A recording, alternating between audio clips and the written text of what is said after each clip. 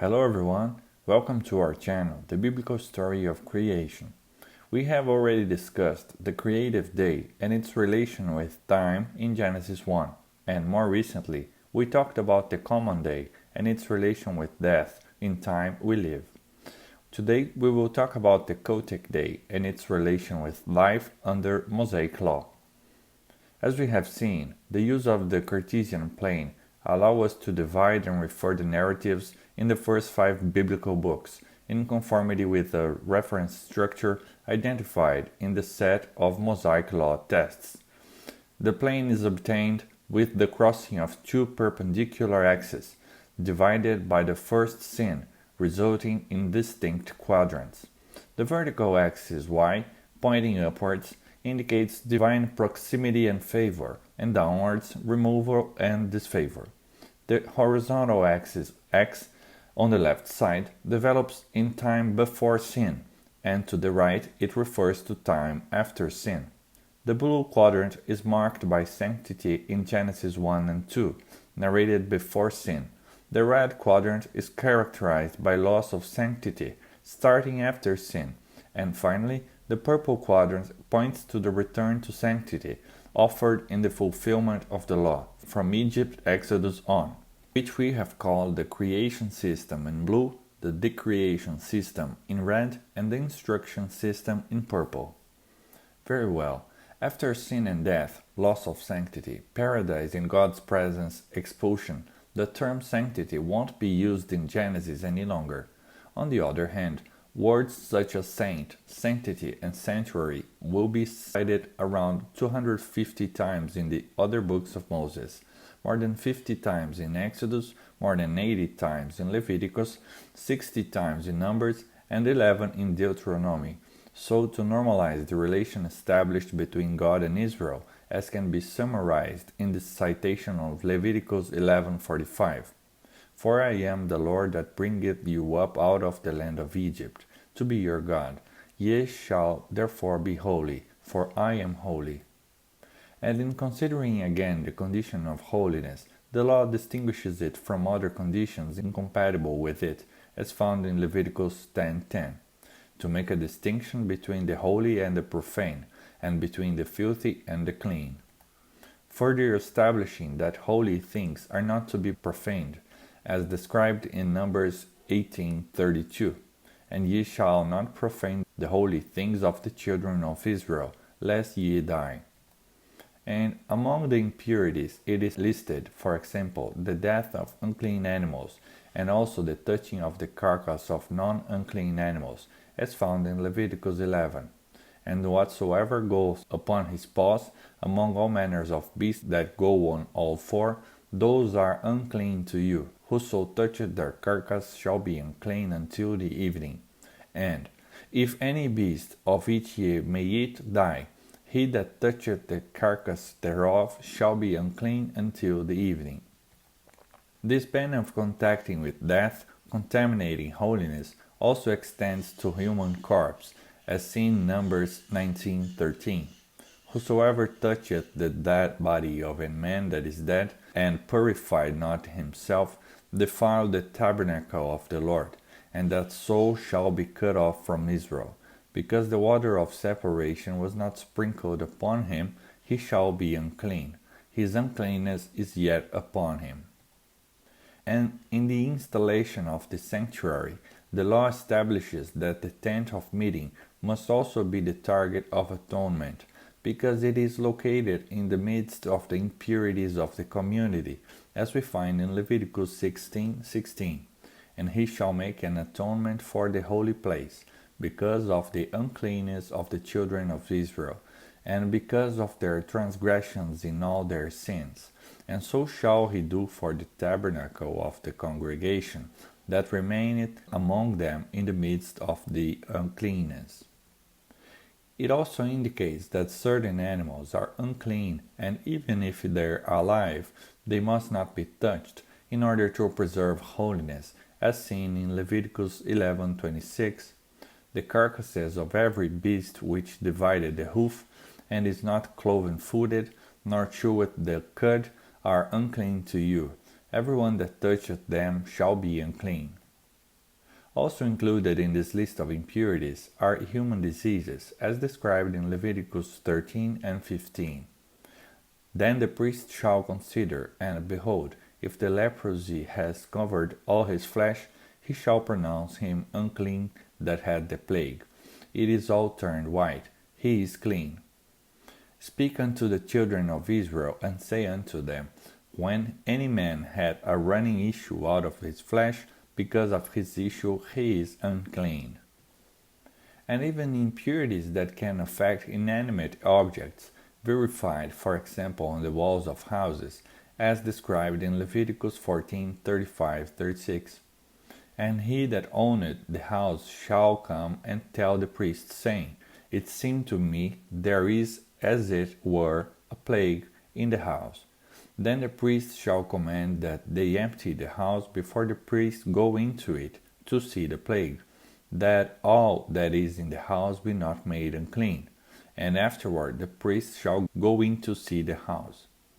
However, the impurities listed in the law of Moses are not limited to certain animals and diseases, or inanimate bodies, also reaching natural or physiological conditions, such as the menstrual condition of women, described in chapter 15 of Leviticus. And if a woman have an issue, and her issue in her flesh be blood, she shall be put apart 7 days, and whosoever toucheth her shall be unclean until the evening. Every bed whereon she lieth, all the days of her issue shall be unto her as the bed of her separation, and whatsoever she sitteth upon shall be unclean, as the uncleanness of her separation. Also reaching male physiological secretions, as seen in Leviticus 15:16. And if any man's seed of copulation go out from him, then he shall wash his flesh in water, and be unclean until the evening. It is especially noteworthy, however, that childbirth is also considered impurity, and must be object of purification from sin, as seen in Leviticus 12:6. And when the days of her purifying are fulfilled for a son or for a daughter, she shall bring a lamb of the first year for a burnt offering, and a young pigeon or a turtle dove for a sin offering, unto the door of the tabernacle of the congregation, unto the priest. And so it is with sexual relations, even if they are not adultery, as seen in Leviticus 15:18, 31, and 32. The woman also with whom men shall lie with seed of copulation, they shall both bathe themselves in water, and be unclean until the even. Thus shall you separate the children of Israel from their uncleanness, that they die not in their uncleanness, when they defile my tabernacle that is among them. This is the law of him that had an issue, and of him whose seed goeth from him, and is defiled therewith. The incompatibility between holiness and sexual relation is even more evident in the preparations for Yahweh manifestation to the people, as seen in Exodus 19. And the Lord said unto Moses, Go unto the people, and sanctify them today and tomorrow, and let them wash their clothes. And Moses went down from the mountain to the people, and sanctified the people, and they washed their clothes. And he said unto the people, Be ready against the third day, come not at your wives. But why would such statements from Exodus so severely affront the statements of Genesis 1 and 2, when sexuality and procreation were created and blessed by God precisely for the purpose of being fruitful and multiplying to fill the earth? As we now see, so God created man in his own image. In the image of God he created him. Male and female he created them. And God blessed them, and God said unto them, Be fruitful, and multiply, and replenish the earth, and subdue it. Therefore shall a man leave his father and his mother, and shall cleave unto his wife, and they shall be one flesh. The answer to this question can be found in the New Testament, when Paul says in Galatians 3, But the Scripture hath concluded all under sin, that the promise by faith of Jesus Christ might be given to them that believe. Or again, as Paul says in Romans 5:12, Wherefore, as by one man sin entered into the world, and death by sin, and so death passed upon all men, for that all have sinned. That is, sin would not be just a condition that we inherited from our parents, but much more than that. Sin brought death, and what Mosaic law insists to stress is that death is completely incompatible with holiness. On the Cartesian plane, the opposition between sanctity and sin is easily demonstrated. The blue quadrant, effective in sanctity, occurs before sin and death. The red quadrant, without holiness, separate from it and in opposition to it, occurs after sin and death. And the purple quadrant, although incident after sin and death, restores holiness through the fulfillment of the law, presenting sin and death as impurities and the terrible natural condition in which we find ourselves after sin, when even the transmission mechanisms of life are in death removed from sanctity. But we'll talk about that in the next videos. Alright, and so we return again to the three systems we have identified from the law of Moses and which will guide the description of the days. The creation system is placed before sin, pointing to God's nearness and favor. The decreation system is placed after sin, pointing to God's removal and disfavor. And the instruction system exists after sin, returning, however, to the closeness and favor of God. In the creation system, holiness is manifested by paradise and rest, without sin and death, through fidelity to Yahweh commandments. In the decreation system, the absence of holiness is manifested by exile from paradise, inaugurating the validity of death under the generative, punitive, or reparative actions which upset the work of the 6 days. And in the instruction system, holiness and rests are again offered through deliverance from bondage and faithfulness in fulfilling the law of Sinai. And so we arrive then at the Kotik day in purple, set up especially for worship and the practice of the law, distinct from both the common day and the creative day. If in the common day in red, clarity is counted before night without highlighting any segment, and morning quoted before evening, begins the period of 24 hours. In the Cultic day, the opposite occurs. The 24-hour day begins in the evening, allowing to mention the evening before the morning, and the night more valuable than light, because it is framed by twilight in the evening and morning, is counted before light. With regard to the creative day in blue, although both the creative and the Cultic day place night before light, in the creative day it is clarity that is most valued, because night is not mentioned in the descriptive closing of each of the 6 days. And although both count evening before morning, in the creative day evening and morning belong to light, while in the Cultic day evening and morning belong to night. Let's see some texts that deal with the formulation of the Cultic day. It especially draws attention in the composition of the Cultic day the emphasis on evenings and mornings, with evening cited before morning, as described in Exodus 27. In the tabernacle of the congregation without the veil, which is before the testimony, Aaron and his sons shall order it from evening to morning before the Lord.